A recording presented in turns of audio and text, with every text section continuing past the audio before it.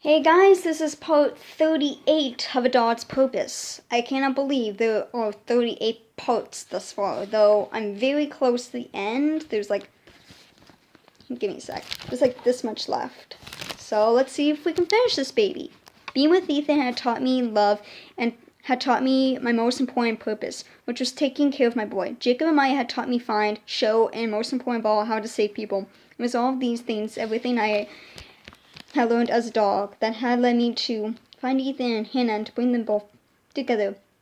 I understood it now, why I had lived so many times. I had learned it all, a lot of important skills and lessons, so that when the time came, I could rescue Ethan, not from the bond, but from the sinking despair of his own life. The boy and still walking around the farm in the evenings, usually with Hannah, but not always. I craved the alone time with Ethan when he would talk to me, his gentle show, slow and careful on the uneven path. What a great time we all had this week. Did you have fun, buddy? Sometimes he used his cane to smack the ball down the driveway, and I would joyously tear after it, chewing it, and a little before dropping it at his feet for another whack. You're such a great dog, buddy. I don't know what I would do without you, Ethan said on one such evening. He took a deep breath, turning to serve the farm, waving at a picnic table full of children who waved back. "Hi, Granddaddy," they shouted. His cheer joy, his love of his life made me bark with delight. He turned back to me, laughing. "Ready for another one, buddy?" he asked me, raising his cane to hit the ball again. Chase wasn't the last baby to join the family. They just kept coming. Chase was about the age Ethan had been when I first met him, when his mother Rachel brought home a little girl they variously called a surprise, the last one for sure, and Kirsty. As usual, they held the baby down for me to sniff, and as usual, I tried to be appreciative. I never knew what they expected from me under these circumstances. "Let's go play ball, buddy," Chase suggested. Now that I could respond to. One before spring day, I was home alone with Ethan, napping drowsily while he read a book in the warm sunlight streaming through this picture window. Hannah had just left in the car, and at the particular moment, our home was on treble empty of visiting family members. Suddenly, my eyes snapped open.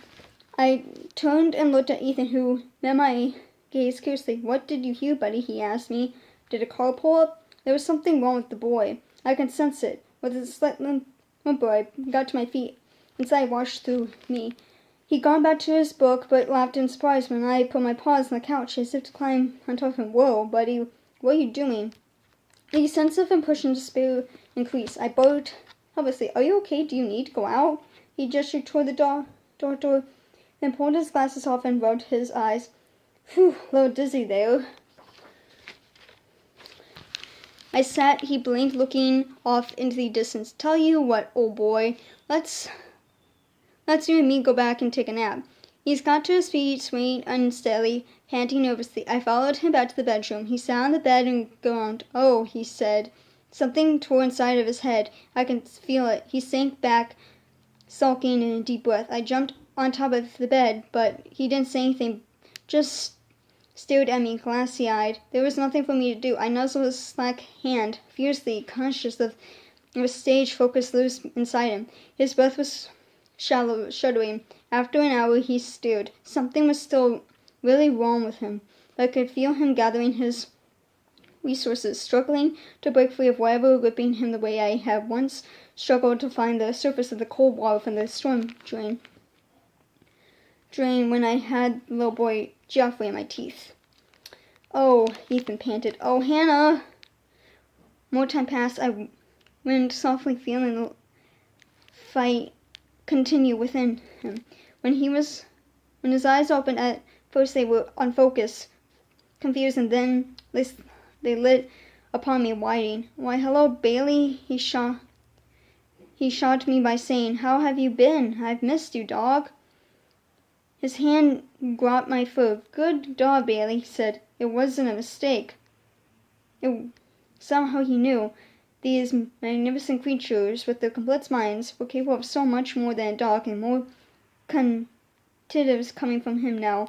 Let me know what he had put it all together. He was looking at me and seeing Bailey. How about the day of the go-karts? Eh, Bailey? We sure did show them that day. We sure did. I wanted to let him know that, yes, I was Bailey. I was his one and only dog, and I understood that whatever was happening inside was letting him see me as I truly was. I drawed on me how I might do this, and in a flash I was off the bed and down the hall. I reached up and grabbed the knob to the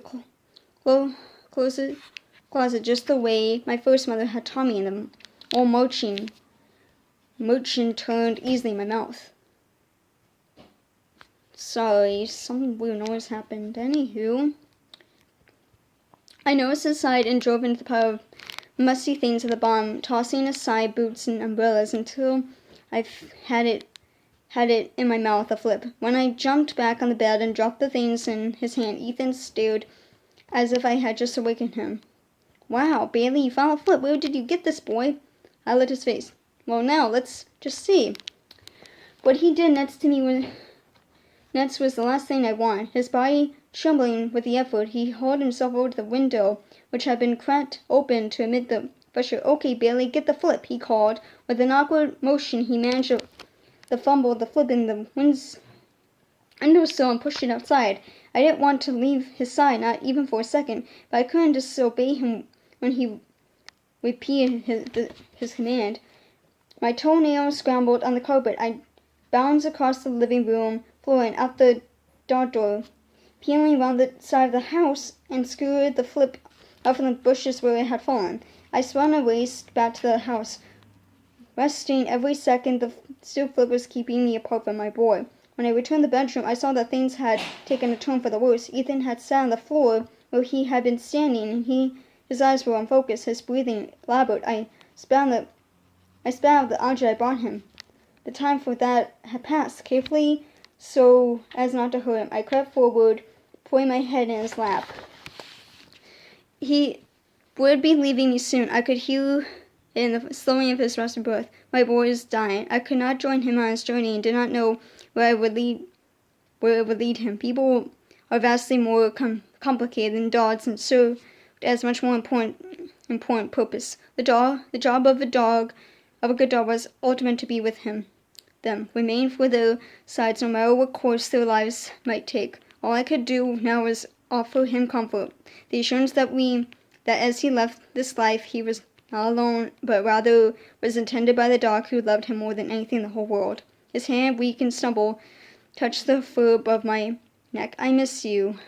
I will miss you, dear dog, Ethan told me. I put my face to his. I felt his breath and tender licking into his face while he struggled to focus his gaze on me. Eventually he gave up, his eyes sliding away. I didn't know if he saw me now as Bailey or Buddy, but it didn't matter. I was his dog and he was my boy. I felt the conscience ebb from him as gradually as daylight leaves the sky after sunset. There was no pain, no fear, nothing but the sense that my brave boy was going where he was supposed to go.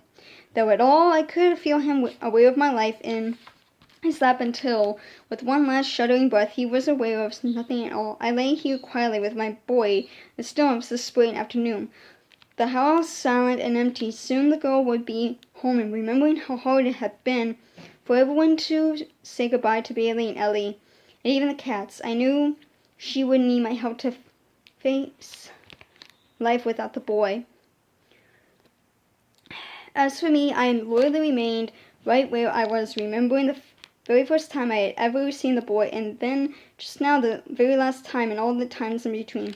The deep, aching grief I knew I would feel would come soon enough. But at that moment, mostly what I felt was peace, assurance in the knowledge that by living my life the way I had, everything had come down to this moment. I had fulfilled my purpose. Yay, guys, we're finally done with this book. I am so happy with myself. I kind of enjoyed this book. But like I said, there was just some moments of it where it kind of got boring, but not by much. I like the main character's point of view. I'm so glad that I actually read the point of view of a dog, and I have to return to the library now. Peace, guys.